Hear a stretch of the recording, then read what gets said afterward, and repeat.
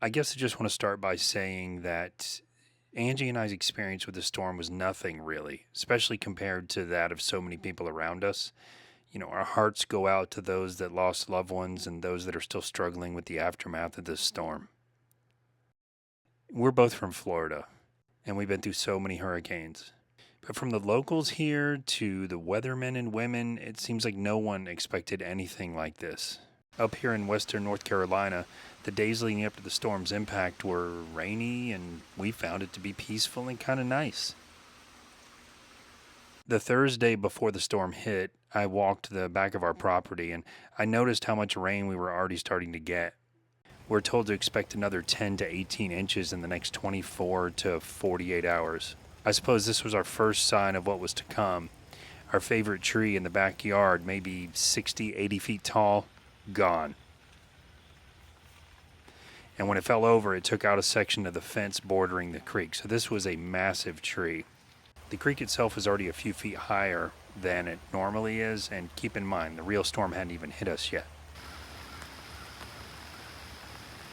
But by Friday morning, we did notice the wind had picked up, and maybe around 8 a.m. is when we lost power. One side of our driveway had become a little bit of a creek itself, and it flowed down through our smaller backyard and then down again to the larger yard where the tree was down, and then eventually adding that stream of water to the actual creek in the back of the property.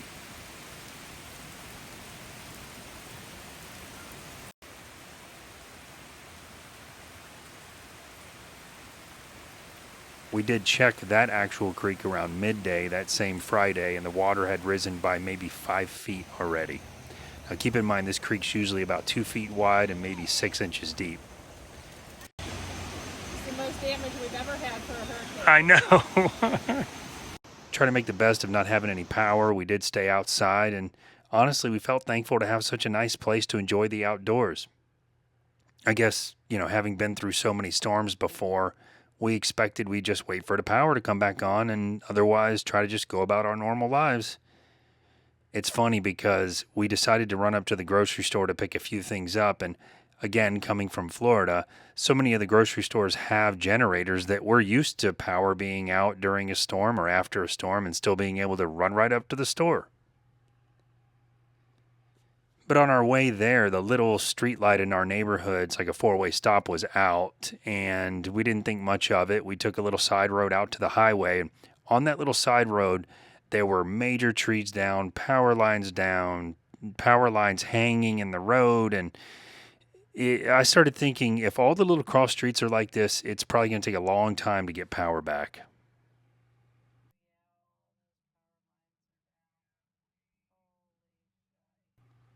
But the first thing that really made us feel like this was a different kind of storm was when we got out to the highway itself.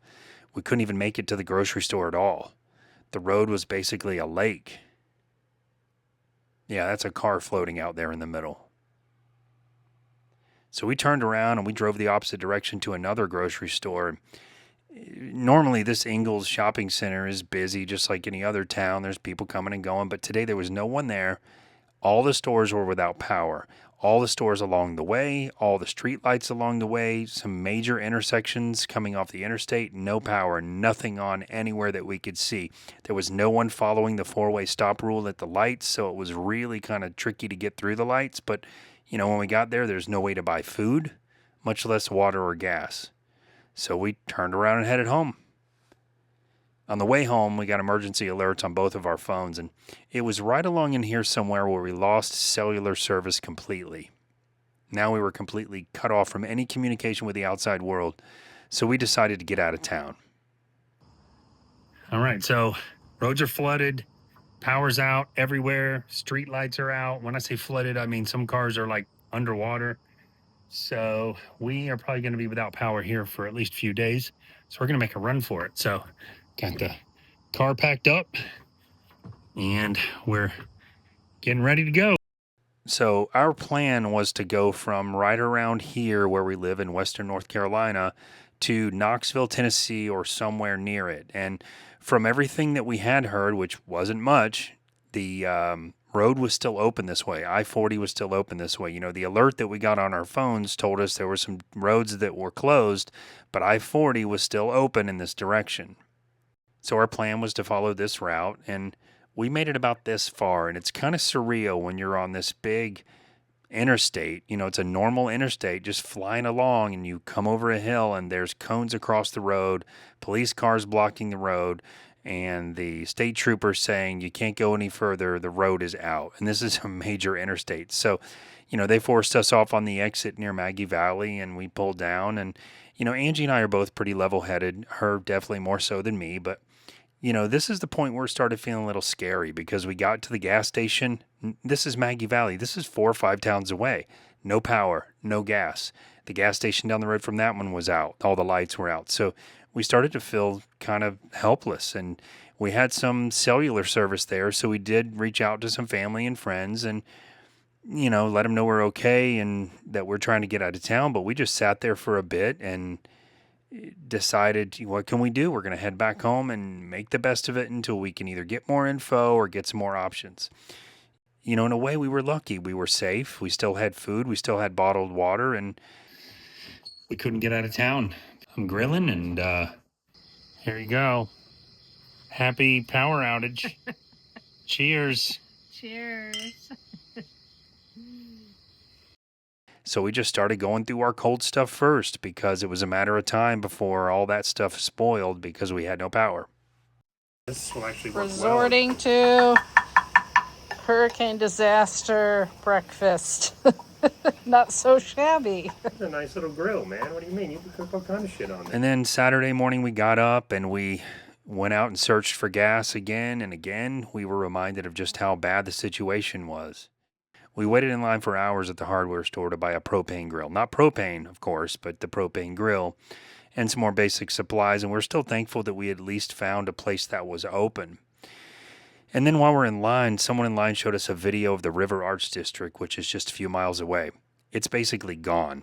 Others in line talked about people getting swept away, houses floating off with people in them, rescuers drowning, trying to save other people that were drowning. It just felt crazy and surreal and just awful. For me, I feel like at times like this, you kind of have to do your best to keep a sense of humor, to keep yourself from worrying or worse. And we joked around with people in line about stupid stuff and got them to smile or laugh and vice versa. But the overall sense of community around us was notably strong. You know, I didn't say anything about it. I felt it. Angie mentioned it to me, and it just, you could just feel it. People were doing their best to, you know, figuratively hold on to each other and try to hold on to some sense of normality.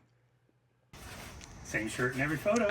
I'm not doing a photo, I'm doing a video. Oh. Here we go.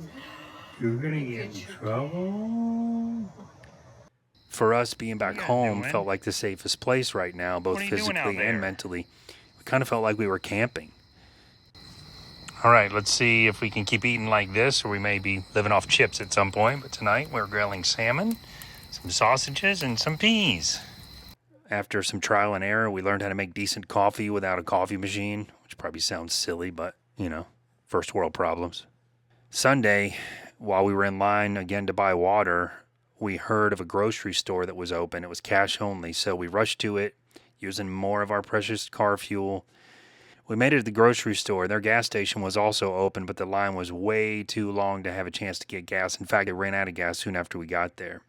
But the line just standing to get food to get in was over 2 hours long. It was totally worth it. And by now we were running low on the cash that we had, other than a little bit of a reserve for fuel. But we did have enough cash to get some basics to last us a few more days. This kind of sucks, but we still live in the mountains.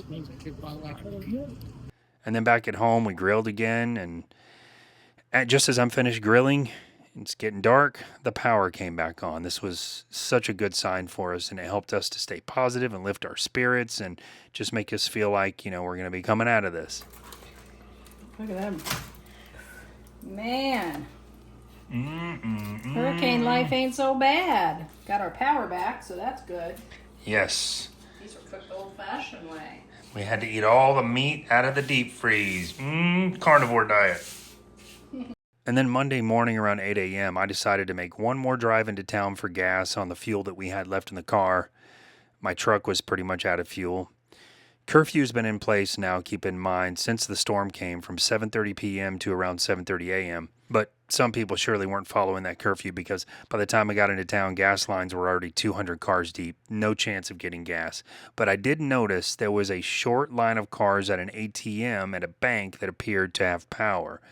So I got in line. Very luckily, I was able to get plenty of cash out. Within the next 20 minutes, the line for that ATM was going around the whole bank. When I got back home, I noticed a bear had come through our backyard and tore up the fence. It was kind of a welcome distraction, actually. But now that we had power back, we decided to settle in and work on removing some of that tree that had fallen and open up the fence in the back a little more to make it easier for us to get access to the creek so we could use it for flushing water and washing water.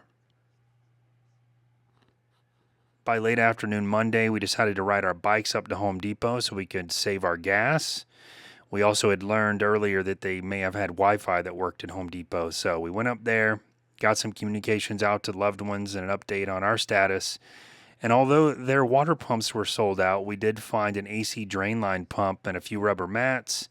And once we got home, I used a long extension cord to sort of MacGyver a pump out of the creek water into a makeshift shower.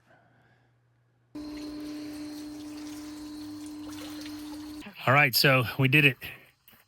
We have established a hillbilly bathtub out here using an HVAC drain pump. John would be so proud of us. That gas can we're going to fill with water for toilet water.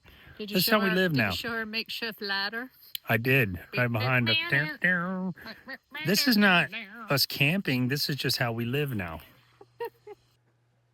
Early Tuesday morning, I got up and attached the dog trailer to my bicycle and rode into town with our gas cans in it. In town, I found the first few gas station lines to be crazy long already, so I just kept going. Meanwhile, back at home, Angie fashioned a hose together to make the new creek shower work a little better, but she cut herself pretty badly in the process with a box knife, pretty much all the way to the bone on her shin. And I had no idea because we had no cell service and no signal.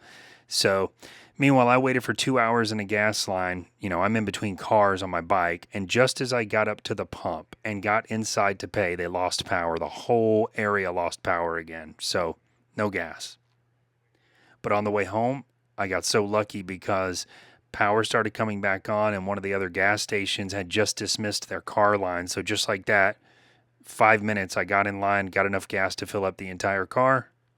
So I got back home, which was a chore with 10 gallons of gas and the bike trailer uphill on those mountain roads, but I was so happy. But once I saw Angie's leg, it was settled. We had to leave. I sealed up the fence on the back of the property and we headed for a friend's place in central North Carolina.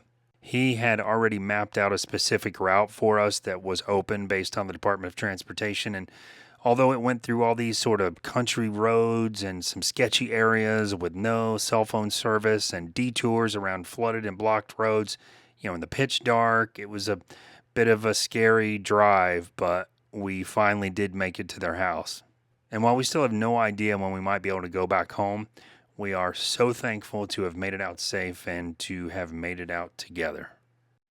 If you have loved ones in that area that you still can't get a hold of, try to keep the faith as best you can. I know it's easier said than done, but from being out there ourselves, we know there are so many areas where people are trapped. They can't get to the stores, their roads are out, and all communication is out. So it's very feasible that they just can't get a hold of anyone and that they're just waiting for rescue or waiting for floodwaters to go down so they can make their way into town. Our thoughts do go out to all of you and to all of those that are out there doing the hard work of rescuing people and starting to rebuild some of the services already.